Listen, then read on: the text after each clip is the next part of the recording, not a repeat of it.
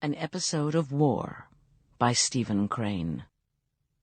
The lieutenant's rubber blanket lay on the ground, and upon it he had poured the company's supply of coffee. Corporals and other representatives of the grimy and hot-throated men who lined the breastwork had come for each squad's portion. The lieutenant was frowning and serious at this task of division.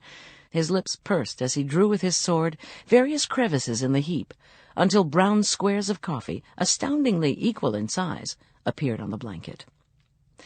He was on the verge of a great triumph in mathematics, and the corporals were thronging forward, each to reap a little square, when suddenly the lieutenant cried out, and looked quickly at a man near him, as if he suspected it was a case of personal assault. The others cried out also, when they saw blood upon the lieutenant's sleeve. He had winced like a man stung, swayed dangerously, and then straightened. The sound of his hoarse breathing was plainly audible. He looked sadly, mystically over the breastwork at the green face of a wood, where now were many little puffs of white smoke.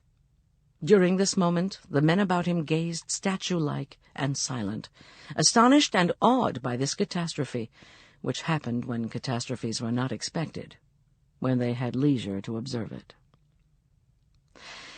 As the lieutenant stared at the wood, they too swung their heads so that for another instant all hands, still silent, contemplated the distant forest, as if their minds were fixed upon the mystery of a bullet's journey. The officer had, of course, been compelled to take his sword into his left hand. He did not hold it by the hilt. He gripped it at the middle of the blade awkwardly. Turning his eyes from the hostile wood, he looked at the sword as he held it there, and seemed puzzled as to what to do with it, where to put it. In short, this weapon had of a sudden become a strange thing to him.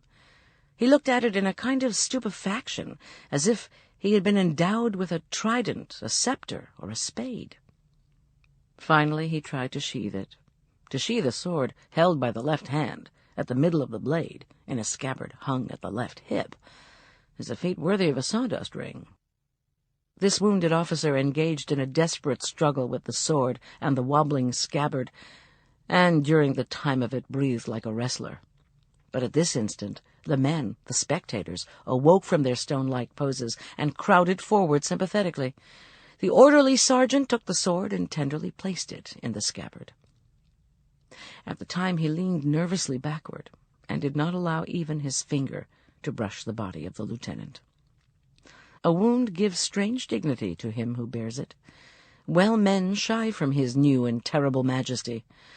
It is as if the wounded man's hand is upon the curtain which hangs before the revelations of all existence, the meaning of ants, potentates, wars, cities, sunshine, snow, a feather dropped from a bird's wing, and the power of it sheds radiance upon a bloody form, and makes the other men understand sometimes that they are little.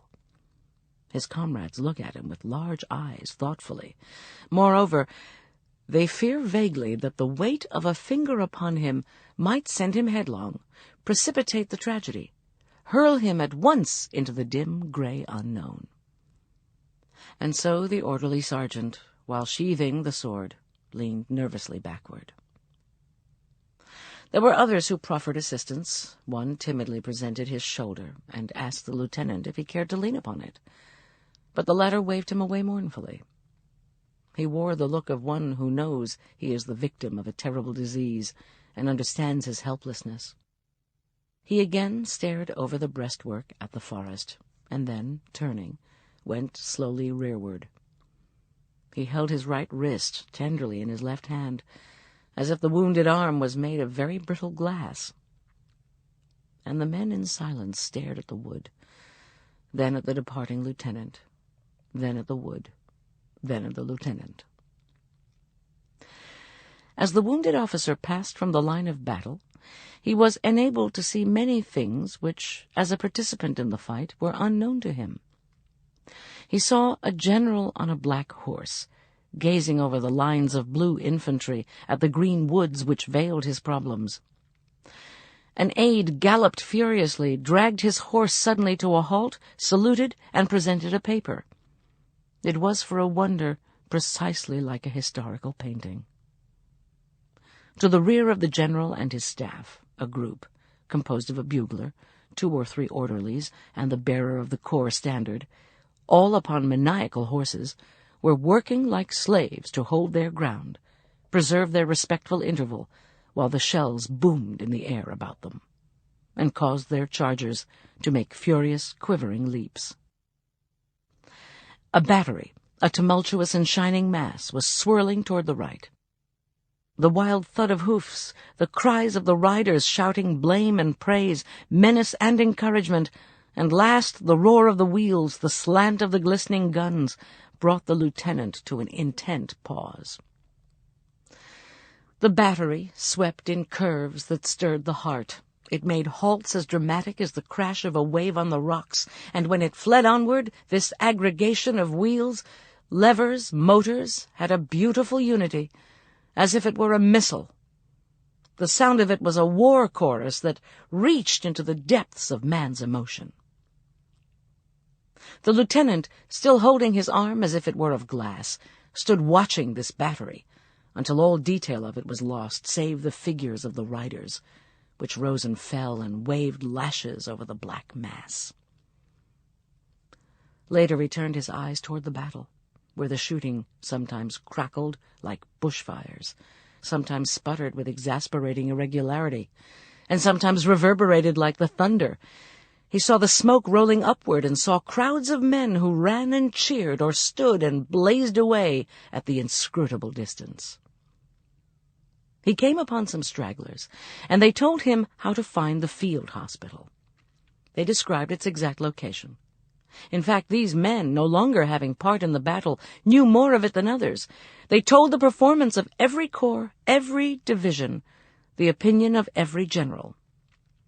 The lieutenant, carrying his wounded arm rearward, looked upon them with wonder.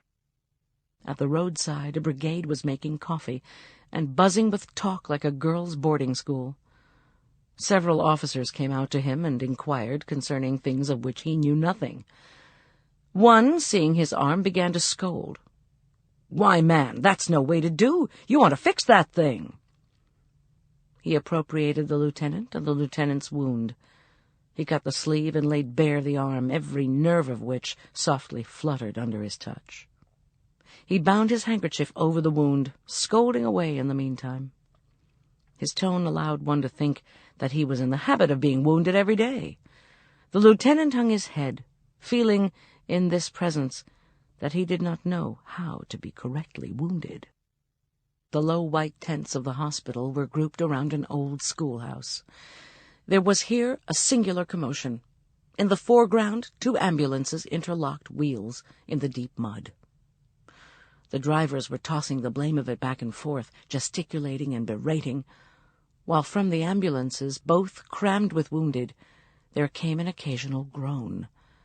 An interminable crowd of bandaged men were coming and going. Great numbers sat under the trees, nursing heads or arms or legs. There was a dispute of some kind raging on the steps of the schoolhouse. Sitting with his back against a tree, a man with a face as gray as a new army blanket was serenely smoking a corncob pipe. The lieutenant wished to rush forward and inform him that he was dying. A busy surgeon was passing near the lieutenant. "Good morning," he said with a friendly smile. Then he caught sight of the lieutenant's arm, and his face at once changed. "Well, let's have a look at it." He seemed possessed suddenly of a great contempt for the lieutenant. This wound evidently placed the latter on a very low social plane. The doctor cried out impatiently, "What muttonhead had tied it up that way, anyhow?" The lieutenant answered, "Oh, a man." When the wound was disclosed, the doctor fingered it disdainfully. He said. "You come along with me, and I'll tend to you." His voice contained the same scorn as if he were saying, "You'll have to go to jail." The lieutenant had been very meek, but now his face flushed, and he looked into the doctor's eyes. "I guess I won't have it amputated," he said. "Nonsense, man, nonsense, nonsense," cried the doctor. Come along now, I won't amputate it. Come along, don't be a baby." "Let go of me," said the lieutenant, holding back wrathfully, his glance fixed upon the door of the old schoolhouse, as sinister to him as the portals of death. And this is the story of how the lieutenant lost his arm. When he reached home, his sisters, his mother, his wife, sobbed for a long time at the sight of the flat sleeve. "Oh, well," he said, standing shamefaced amid these tears, "I don't suppose it matters so much as all that."